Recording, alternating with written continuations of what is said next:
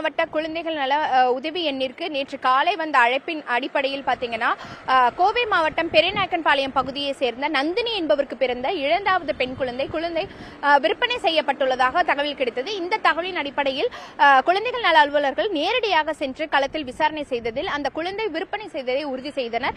இதையடுத்து சம்பந்தப்பட்ட பெரியநாயக்கன்பாளையம் அனைத்து மகளிர் காவல் நிலையத்திலும் புகார் அளித்தனர். இந்த புகாரின் அடிப்படையில் காவல்துறையினர் விசாரணையில் ஈடுபட்டனர். அந்த விசாரணையில் சில தகவல் கிடைத்தது. அதாவது பாத்தீங்கன்னா கோவை மாவட்டம் பெரியநாயக்கன்பாளையம் அடுத்த சாமச்செட்டிப்பாளையம் பகுதியை சேர்ந்த நந்தினி என்பவருக்கு கடந்த 14ஆம் தேதி பெண் குழந்தை பிறந்துள்ளது. இந்த பெண் குழந்தையை பாத்தீங்கன்னா கவுண்டம்பாளையம் பகுதியை சேர்ந்த அனிதா என்பவருக்கு விற்றுள்ளார். ரூபாய் 1 லட்சத்திற்கு விற்றுள்ளார்.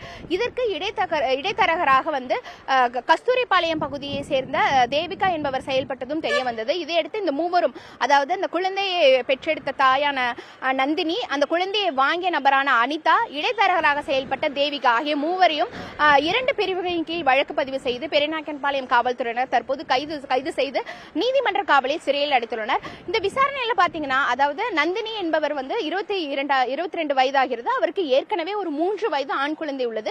இரண்டாவதாக தான் இந்த பெண் குழந்தை பிறந்துள்ளது. அவர் கணவரை தற்போது பிரிந்து வாழ்ந்து வந்துள்ளார். குடும்பமும் பொருளாதார நிலைமையில் மிகவும் பின்தங்கிய வறுமை நிலையில் வாழ்ந்து வந்துள்ளார். அவர் தன்னுடைய இந்த குடும்ப சூழலை தேவிகா, ஏற்கனவே அவங்க தேவிகா அந்த இடைத்தரகராக உள்ள தேவிகாவும் நந்தினியும் ஒரே நிறுவனத்தில் பணியாற்றி வருகிறார்கள். அதனால தன்னுடைய நிலைமையை தேவிகாட்ட சொல்லியிருக்காங்க. அப்போது தேவிகா பாத்தீங்கன்னா ஏற்கனவே தேவிகாவுடன் பணியாற்றி வந்த நபர் தான் இந்த குழந்தையை வாங்கிய அனிதா. அனிதா கிட்டத்தட்ட திருமணமாகி 19 ஆண்டுகளாக குழந்தை இல்லாததையும் குழந்தையை அடாப்ஷன், அதாவது குழந்தையை தத்தெடுப்பதற்கான நடவடிக்கையில் ஈடுபட்டு வருவதையும் தெரிவிச்சிருக்காங்க.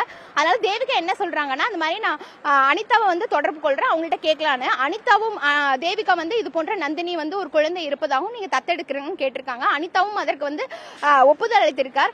குழந்தையை பாத்தீங்கன்னா 14ஆம் தேதி இந்த பெண் குழந்தை மேட்டுப்பாளையம் அரசு மருத்துவமனையில் பிறந்திருக்கு. 19ஆம் தேதி 1 லட்சம் ரூபாய்க்கு அனிதா, அதாவது அனிதா 1 லட்சம் கொடுத்து நந்தினியிடம் குழந்தையை வாங்கியிருக்காங்க.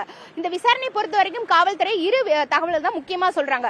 ஒன்று, இந்த வறுமையின் காரணமாகவும் இல்லீகல் அடாப்ஷன், அதாவது இந்த தத்தெடுப்பதற்கான அரசு விதிமுறைகள் இங்க பின்பற்ற இந்த வழக்குல முக்கியமா பார்க்கப்படுகிறது. வறுமையின் காரணமாக தான் வித்திருக்காங்க. இவங்களும் குழந்தையை அனிதாவும் குழந்தையை வேண்டும் என்று பல ஆண்டுகளாக முயற்சி செய்தும் குழந்தை இல்லாததால் தான் அந்த வழிமுறைகள் தவறாக இந்த குழந்தையை வாங்கியிருக்காங்க. அந்த அடிப்படையில தான் இந்த வழக்கை பார்க்கறாங்க. இருப்பினும் இல்லீகல் அடாப்ஷன் என்பது சட்ட விரோதம் என்பதும் தற்போது 2 பிரிவுகளில், ஒன்று குழந்தை கடத்தல், மற்றொன்று பாத்தீங்கன்னா குழந்தை சீரார் நீதி ஆகிய 2 பிரிவுகளில் வழக்கு பதிவு செய்து தற்போது 3 பேர் கைது செய்யப்பட்டுள்ளனர். தொடர்ச்சியாக இருப்பினும் பாத்தீங்கன்னா இந்த இடைத்தரகர் தேவிகா மீது வேறு ஏதேனும் வழக்கு உள்ளதா, அவரோட பின்புலத்தையும் காவல்துறையினர் தொடர்ச்சியாக விசாரணை செய்து வருகின்றனர்.